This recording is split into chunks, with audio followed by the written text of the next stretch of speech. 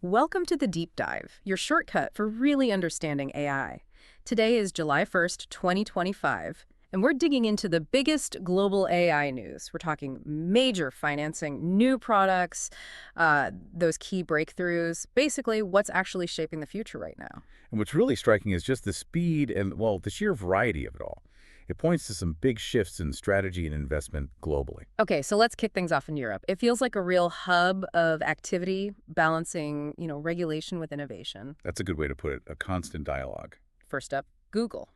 Alphabet, their parent company, has voiced some significant concerns about the EU's new Digital Markets Act and the AI Act that's being proposed. Right, what's the core issue they're flagging? They're saying the guidelines are just too unclear right now. And that lack of clarity, it risks seriously increasing innovation costs for users, for businesses in Europe. So it's that classic tension.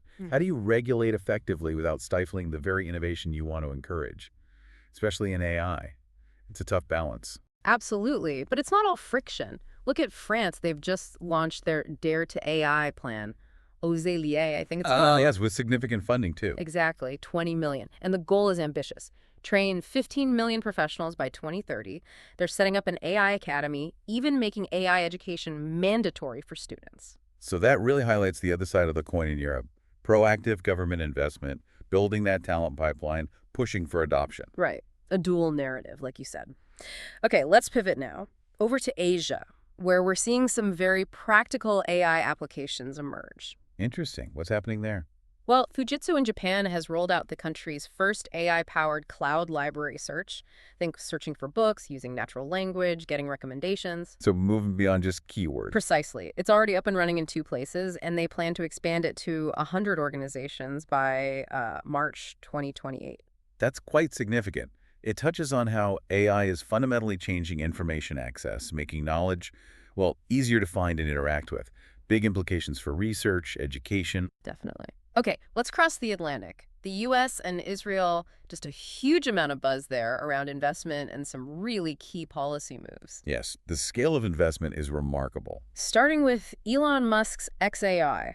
They've reportedly secured, get this, $10 billion in financing. It's $10 billion. Wow. Earmarked for growing the business, training their Grok chatbot. That really heats up the competition in generative AI, doesn't it? It absolutely does. That kind of capital injection signals a real escalation. It's about scale, computing power becoming, the key differentiator. It definitely raises the stakes. And while that massive investment is happening, there's also movement on the policy front in the U.S. The Senate just voted overwhelmingly, 99-1, against a proposed 10-year federal ban on states making their own AI rules. So states now have the green light. Exactly. Individual states can forge ahead with their own AI laws, things like tackling deepfakes, dealing with privacy concerns. It opens the door for a lot of state-level action. Which means we could see quite a diverse regulatory landscape emerge across the U.S. More tailored, maybe, but potentially more complex for companies operating everywhere. It's a fascinating development. It really is. And speaking of the infrastructure behind AI, Surge AI, the data labeling company, a competitor to Scale AI, is looking to raise $1 billion. After already hitting profitability and significant revenue. That's right. Reports say over $1 billion in revenue last year, and they're profitable. Shows the immense value placed on, well, organizing the data that feeds these models. Underlines the foundational importance of high-quality data. Absolutely. And then there's Grammarly acquiring Superhuman, the email tool, that was valued at $825 million back in 2021, bringing AI writing help together with fast email. Makes sense strategically. Integrating AI deeper into everyday workflows. We're also seeing reports like one from The Economist about a widening gap in tech salaries. Superstar programmers in AI are apparently commanding multi-million-dollar packages. While demand for junior roles might be softening. That seems to be the implication. Yes. A real concentration of value at the top end of talent. Which reflects the scarcity of truly elite AI expertise right now. And one more from the U.S.-Israel space, Cloudflare launched an AI bot blocker just today, July 1st, helping publishers like Condé Nast stop unauthorized scraping of their content by AI models. The content protection angle. That's crucial. Could lead towards, what, a